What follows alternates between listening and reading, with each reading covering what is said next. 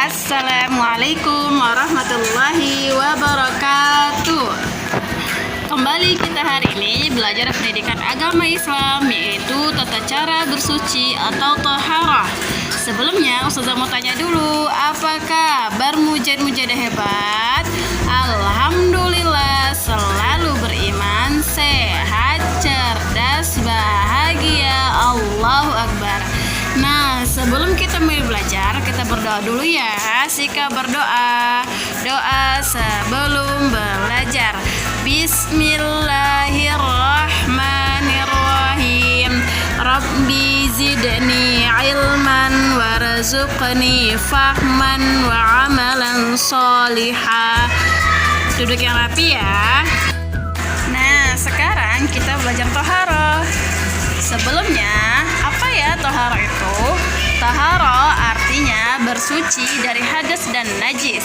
Hadas dan najis itu kotoran yang menempel di badan, pakaian, atau tempat kita beribadah, sehingga kita harus bersuci sebelum beribadah, sebelum sholat maksudnya.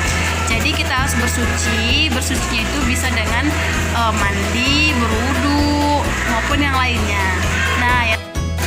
Nah, yang termasuk dari hadas dan najis, yang pertama adalah air seni atau air pipis. Yang kedua adalah darah. Yang ketiga muntah. Yang keempat yaitu buang angin. Yang kelima ketika buang air kecil. Yang keenam ketika buang air besar. Yang ketujuh terkena air liur binatang seperti binatang anjing ataupun babi. Jadi kalau dari yang ketujuh ini kita terkena ataupun kita mengalaminya, kita harus bersuci sebelum beribadah. Bersuci biasanya kita menggunakan air, tapi jika suatu hari nanti tidak ada air, maka kita bisa menggunakan tanah, debu, tisu, batu, maupun daun, tapi tidak menggunakan benda yang licin seperti plastik. Perhatikan video berikut ini ya.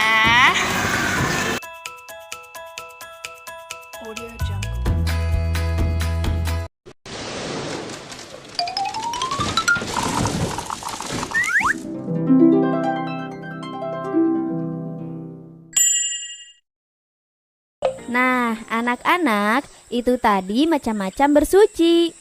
Bu Guru, apakah binatang itu najis? Diva, tidak semua binatang itu najis. Ada juga yang tidak najis. Macam-macam najis. Najis dibagi menjadi 3, yaitu pertama, najis ringan atau muhafafah.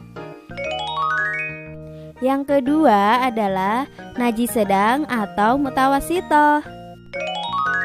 Dan yang ketiga adalah najis berat atau mugholadzah. Najis ringan? Najis ringan itu apa, Bu Guru? Najis ringan adalah air kencing bayi laki-laki yang belum makan apapun kecuali minum ASI. Kalau Diva terkena najis ringan, bagaimana cara membersihkannya, Bu? Caranya mudah sekali. Percikan saja air secukupnya ke tempat yang terkena najis ringan. Kalau najis berat itu apa, Bu Guru? Najis berat adalah bangkai binatang dan air liur anjing. Oh, ternyata air liur anjing itu najis ya? Iya, Diva. Nah, cara membersihkan najis berat adalah dengan mencucinya sebanyak 7 kali. Pertama mencuci, gunakan campuran air dan tanah atau pasir. Dan selanjutnya menggunakan air bersih. Nah, kalau najis sedang adalah najis yang tidak termasuk pada najis ringan dan najis berat, seperti kotoran manusia, kotoran hewan, dan lain-lain. Cara membersihkan najis sedang mudah sekali. Benda yang terkena najis sedang dicuci sampai bersih, hingga bau, rasa, dan warna najis yang melekat hilang.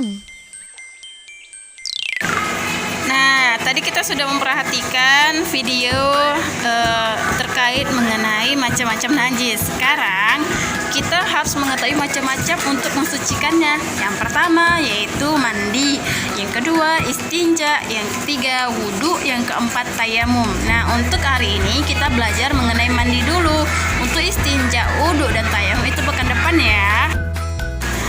Yang pertama yaitu mandi. Mandi adalah membersihkan badan dari rambut sampai ujung kaki. Nah, kita mandi itu dalam satu hari adalah 2 kali, yaitu di waktu pagi dan sore.